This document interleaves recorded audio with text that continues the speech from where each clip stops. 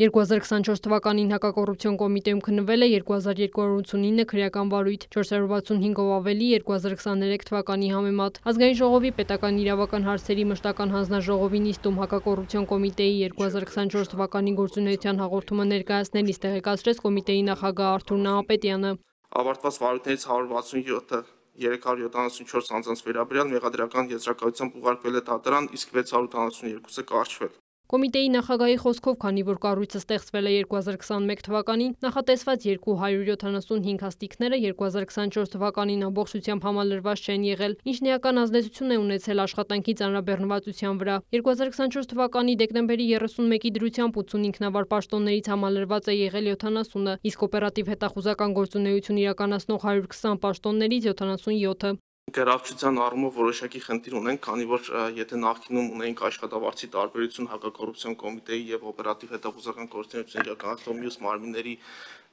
աշխատակիցների միջև, ապա ներկայում, քանի որ նաեւ ներդրվել է մյուս կառույցներում ատեստավորման արդյունքում աշխատավարձի բարձրացման հնարավորություն,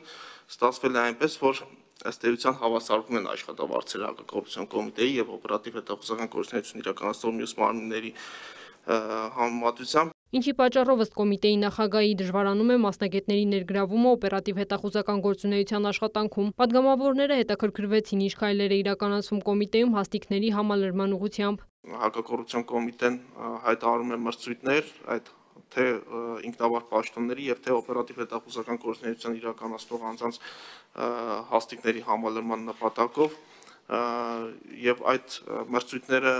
հնարավորինս արագ են հայտարարվում, իսկ հետագա պրոցեսները դա կախված չէ հակակոռուպցիոն կոմիտեից, դա կախված է առաջին հերթին բարեվարկության եզրակացություն ստանալուց։ 2024 թվականի ընթացքում մեղադրական եզրակացությամբ դատարան ուղարկված քրեական վարույթներով դատի է տրվել 175 հանրային ծառայող, այդ թվում պաշտոնատար անձինք։ Նրանց թվում են եղել առողջապահության նախարարի տեղակալը, պաշտպանության նախարարության 27, արդարադատության նախարարության 4, ներքին գործերի նախարարության ոստիկանության 44, աշխատանքի եւ սոցիալական հարցերի 6, քաղաքապետարանի 9 եւ այլ կառույցների աշխատակիցներ, հավելեց հակակոռուպցիոն կոմիտեի նախագահը։ 2024 թվականի գործունեությունների մասին հաղորդում են ներկայացրել նաև քննչական կոմիտեի նախագահ Արթուր Պողոսյանը։ Հաշվետու տարում կոմիտեն ստացել է 69415 հաղորդում, որից 58085-ով նախաձեռնվել է քրեական վարույթ։ Հաշվետու ժամանակահատվածում քննվել է 207132 քրեական վարույթ, նախորդ տարվա 184018-ի դիմաց, այսինքն քրեական վարույթների թիվն աճել է 23114-ով կամ 12.5%-ով։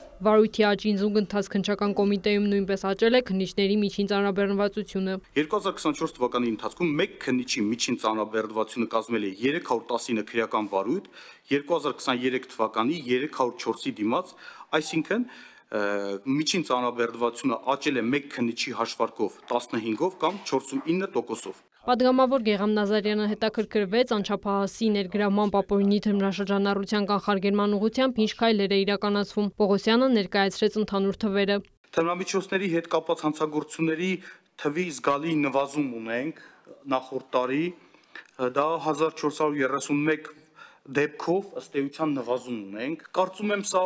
համալիր բնույթ կրող միջոցառումներ են պահանջում, պարոն Նազարյան, այս հանցավորության դեմ պայքարի առումով ես գիտեմ նաև, որ օրենսդրական փոփոխությունները առաջիկայում նախատեսում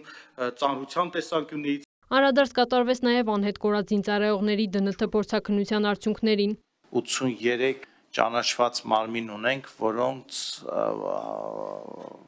հարազատները, ծնողները հրաժարվում են ընդունել այդ փաստը եւ ունենք մի անհասկանալի եւ տխուր վիճակ։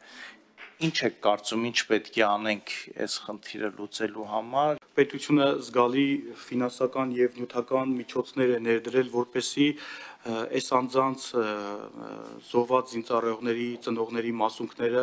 ուղարկվի համապատասխան արտերկիր եւ այնտեղ ենթարկվի կրկնակի փորձաքննության նմուշարման։ Պատգամավոր Լիլիթ Մինասյանն անդրադարձավ քննչական կոմիտեից արտահոսքի դեպքերին, հետաքրքրվեց ինչ քայլեր են իրականացվում դրանց բացահայտման եւ կանխարգելման ուղղությամբ։ Յուրաքանչյուր նման դեպք պարտադիր դարձվում է քննության առարկա, կարգապահական պատասխանատվության ենթարկված քննիչներ ունենք այս առումով։ Քննչական եւ հակակոռուպցիոն կոմիտեների հաղորդումները ընդունվեցին ի գիտություն։ Քրիստինե Թորոսյան, լուրեր։